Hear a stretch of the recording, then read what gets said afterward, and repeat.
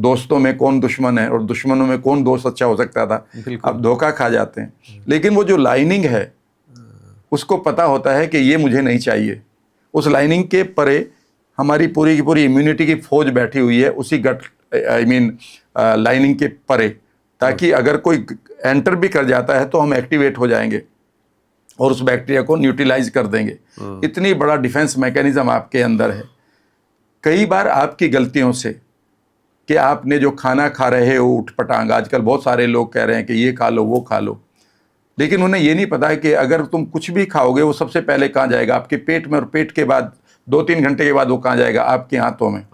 अगर वो है आंतों में, जो गट लाइनिंग है, जो एक वार्निश या पानी की लेयर से भी पतली है, अगर उसमें पंक्चर हो जाए और आपके जितने न्यूट्रिएंट हैं वो तो जा ही रहे आपके ब्लड में आंतों से, लेकिन आपके बेकार के विष भी आपके ब्लड में जाने शुरू हो जाएं, और वो विष जैसे ही आपके ब्लड में जाएं और वो है एकदम से आपकी स्किन के ऊपर, मान लेते हैं एक्जिमा कर रहे हैं, आप किस चीज़ की गोली खाएंगे, एक्जिमा की। एग्जैक्टली हाँ। लेकिन कभी आपको पता चलेगा कि ये आपको लीकी गट है। जितनी भी ऑटो इम्यून डिजीज हैं, या तो वो माइंड के स्ट्रेस के कारण है या लीकी गट के कारण है। लेकिन हम क्या कर रहे हैं, हम स्टेरॉइड खा रहे हैं कि भाई हमें सोराइसिस आ गई तो अब स्टेरॉइड खा लिया, और जब वो 2-4 साल आदमी स्टेरॉइड खा लेता है और वो एक बीमारी की जगह 2 बीमारी और स्टेरॉइड्स क्रिएट कर देती हैं, फिर वो कहता है अब मैं क्या करूं।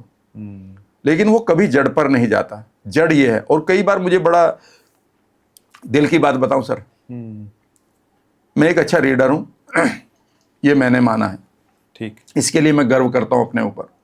मैं किसी भी बात को आराम से बता सकता हूं। ये मैं सरस्वती माँ का हमेशा अपने ऊपर वरदान मानता हूं। जब तक ये वरदान है तब तक मैं बोल रहा हूं। मुझे कई बार बड़ा अच्छा नहीं लगता कि जो बहुत अच्छे लोग हैं, जिनके पास एक बच्ची क्राउड है, वो एक बहुत अच्छा सेंटेंस बोल सकते हैं अपनी दुनिया के लिए, क्योंकि लोग उन्हें फॉलो करते हैं, ठीक है ना, और वो कुछ भी कहते हैं, इस बीमारी की जड़ ये है, ये बीमारी की जड़ इस चीज़ को खाने से ठीक हो जाएगी। लेकिन उस आदमी को इतना नहीं बताते कि ये जड़ कहाँ है इसकी। कई बार मैंने कहा कब्ज की जड़ को ठीक कर देगा ये चूर्ण। मैं धीरे से पूछता हूँ, आपको पता है कि कब्ज कितनी तरह से होता है? कब्ज तो बीमारी नहीं है, कॉन्स्टिपेशन बीमारी ही नहीं है, यह तो मात्र एक सिम्टम है, यह तो मात्र एक लक्षण है। हो सकता है कि पहला लक्षण ये हो आपके कॉन्स्टिपेशन का कि आपकी आंतों का जो मूवमेंट है, जो आपका गट और ब्रेन का जो कॉम्बिनेशन है, वो आपके खाने को रीड करता है और वो मूवमेंट देता है, और वो मूवमेंट स्लो हो गया हो। अभी मेरे पास एक लेडी है, अमेरिका से आ रही हैं, उनकी आंतें बिल्कुल स्लो हो चुकी हैं और उन्होंने कह दिया कि लेजी हो चुके हैं आंतें। अब उनको हर चीज़ जो भी खाएंगी वो आगे कैसे जाएगा?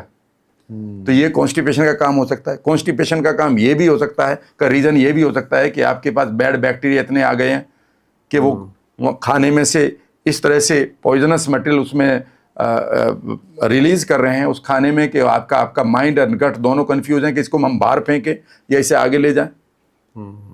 आपका खाने का कारण ये भी हो सकता है कि आपने कॉम्बिनेशन जो खाने का है वो गलत है, पर आपने एक वर्ड ले लिया, बस आपने रीजन नहीं लिया, आपने लक्षण को ठीक करने पर लगे हुए हैं सब लोग। और ऐसे में कई लोग में जो बहुत नाम है उनका, अब बस वो कहते हैं इसे खाने से, मेरी दवाई खाने से जड़ से खत्म हो जाएगा। और मैं देख रहा हूं कि जड़ से किसका खत्म हो आ रहा है। तो हम बेसिकली जो बेसिक नॉलेज है उसे नहीं ले रहे हैं।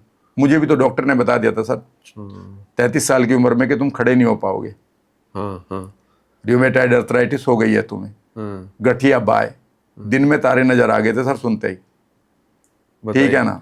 जब फिर माइंड को समझा, फिर गट को समझा, फिर उन चीज़ों को छोड़ा जो गट को खराब कर सकती थी, फिर लीकी गट को पढ़ा, फिर सीबो को पढ़ा, फिर सीफो को पढ़ा।